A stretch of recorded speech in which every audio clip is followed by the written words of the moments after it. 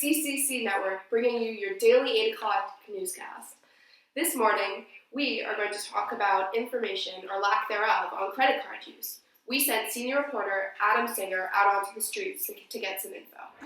An interest. A credit card is a magical little device that allows you to then take over the world. This is the mic. How are you?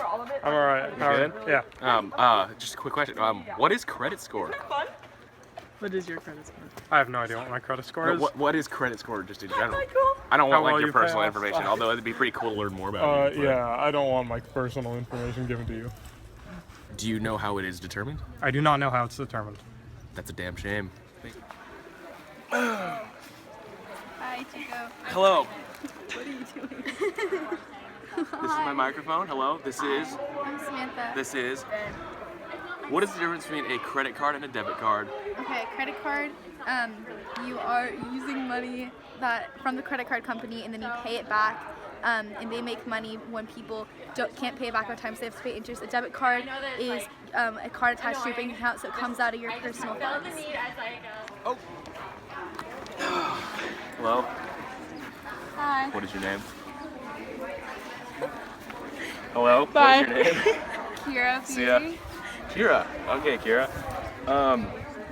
Do you know anything about credit cards? A little. Okay. So do you know what happens if you miss a payment or you're late on a payment for your credit card? No, what happens? If you lose your credit card and someone uses it, how much are you liable for? No idea. Thank you, Adam. We brought in a regional credit card expert to give us some tips on responsible credit card use this holiday season. Welcome, Mr. Angelo Moneypenny and Ms. Courtney Green from Credit International. Thank you. It's an honor to be here. So, we all understand that clearly the general knowledge of the population is lacking in terms of credit card smarts. So tell us, for starters, what is a credit score? Well, basically a credit score just represents your liability to the bank when applying for a loan or mortgage. And your credit score is affected by various things. First one being your use, your overall use, and it can also be determined by just the sheer number of credit cards that you have.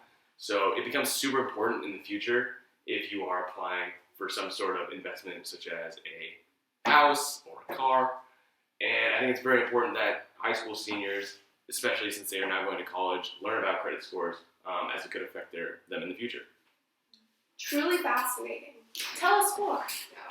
Well, using your credit card can also give you rewards for the future. Simply by purchasing necessities like gas, groceries, or shopping. Using your credit card can gain travel miles, or you can get cash back on every purchase. It really depends on which credit card user you sign up for, but the important thing is to not let your spending get out of hand, especially during the holiday season. What would you say is a good interest rate to have on your credit card? Well, for most credit cards, it's around 12 or 13% is the normal APR. But if you miss a payment, which typically happens with irresponsible people, it can get up to 18, 27, or even 33%. Wow. Now tell us, what would you say is the one reason people often fall into the credit card trap and buy more than they can afford? I think a large part of the problem is that credit cards aren't very tangible. You know, a little piece of plastic doesn't seem like it has all the purchasing power that in reality it does. So when you're paying for something in a store, you're not actually pulling out that wad of cash and handing it to the man or the woman at the cash register. So it seems like a different concept. It's hard to wrap your mind around how much you're actually spending. So that way it's easy to get into that hole where you just keep buying and buying and buying without actually considering big purchases. Wow, scary stuff. Here is a visual display of the power of compounding. This graph is a representation of the negative effect having a credit card can have on your financial well-being if you are not on time with your payments. In this case, the graph shows how the amount you owe grows exponentially as you incur late fees and your interest rate is increased. So although you start out with a charge of $1,000, if you do not pay your monthly fees, you not only have to pay a late fee, $36 in this example, but your interest rates spike from 18% to 33%, leaving you with almost double the amount to pay at the end of the year. As seen here, growth does not always work in your favor. Could you possibly share some ways of avoiding these issues with our viewers? One way to make sure that your credit is always in check is to schedule regular payments that are deposited automatically. This way, you're not just simply relying on your memory. Another tip, let me finish.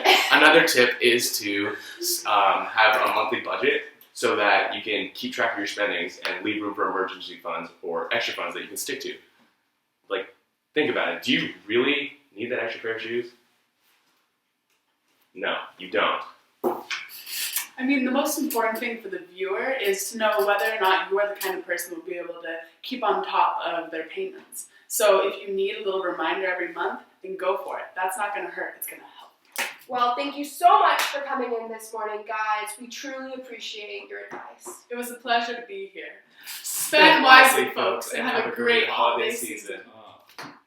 Next up on your morning news, the Novato attack squirrel. Where is it now, and who will its next victim be? Our experts weigh in.